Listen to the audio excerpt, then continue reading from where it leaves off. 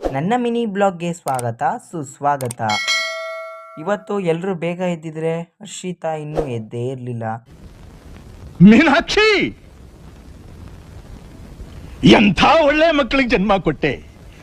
ಒಂದೊಂದು ಮುತ್ತು ಕಡೆ ತಪಸ್ಸು ಮಾಡಿ ಪಡಿಬೇಕಿಂತ ಮಕ್ಕಳನ್ನ.